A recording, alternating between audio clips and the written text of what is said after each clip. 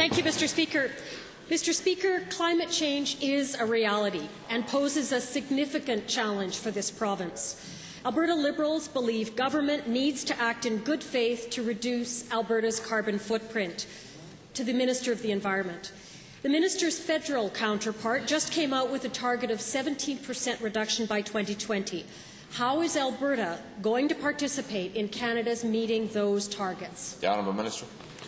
Mr. Speaker, Alberta is going to participate in Canada meeting those targets by continuing to do what we're already doing, by continuing to lead the way, by using the legislation that we already have in place in this province, that no other province has, quite frankly, that has mandatory reductions for large industrial emitters. We're like the announcement that we had at noon today when we formed a partnership with our municipalities, put $2 million into a Centre of Excellence program so that municipalities can work to achieve reductions of their carbon footprint. Alberta will do its part, Mr. Speaker. The Honourable Member. Thank you. Again to the same minister. Given that the feds have moved to hard caps, at some point the minister will have to stop dithering around with intensity emissions and put in real caps to meet the federal targets. When is this going to happen? Well, Minister.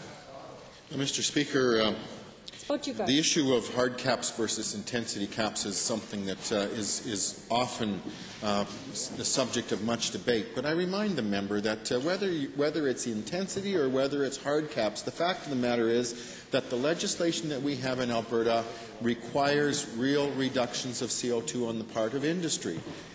In the hard cap world, the European world, in case the member hasn't noticed, there are actually allowances built into that system for growth.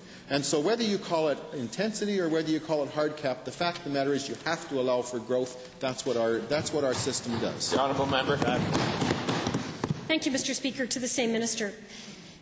As a result of the government not having their act together on tailing ponds, on reclamation, on wetlands, on emissions, on the health of our northern Aboriginal population, our international reputation is getting hammered and our economy is being affected. So, when is the government going to ramp up Alberta's environmental performance? Mr. Speaker, that is the job that I have on a day-to-day basis. There is not a day that goes by that we are not pushing the envelope, that we are not improving the technology, improving the performance.